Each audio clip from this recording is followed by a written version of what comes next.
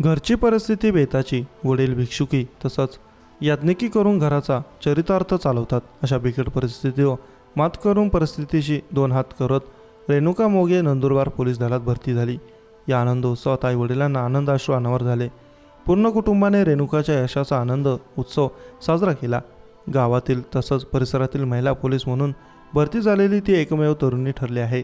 शहादा तालुक्यातील वडाळी येथे राहणाऱ्या मधुकर मोघे हे वडाळी, कोंडवळ, जयनगर आदी गावांमध्ये भिक्षुकी तसंच याज्ञिकी करून कुटुंबाचा चरितार्थ चालवतात.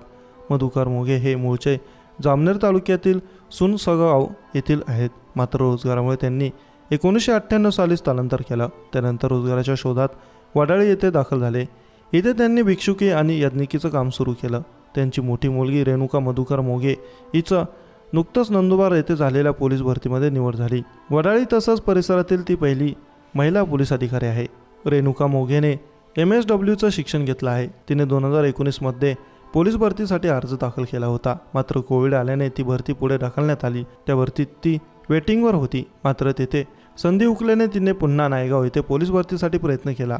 मात्र तेथेही 2 मार्कांसाठी संधी हुकली. परंतु नंदुरबार येथे 2024 मध्ये झालेल्या पोलीस भरतीत ती पूर्ण तयारीनिशी उतरली. त्यात नंदुरबार पोलीस दलात तिची निवड झाली. घरीचा अभ्यास करत तिने हे यश मिळवलं आहे.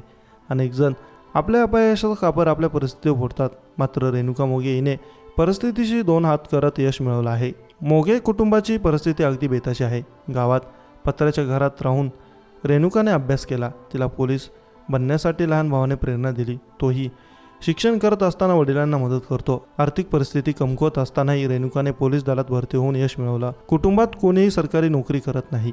आयुष्यभर केलेल्या कष्टाची मुलीने परतफेड केली म्हणून तिच्या निवडीची बातमी कळताच पूर्ण कुटुंबाला आनंद अश्रू अनावर झाले. तिच्या यशाबद्दल गावकऱ्यांनी तिचा सत्कार केला आहे.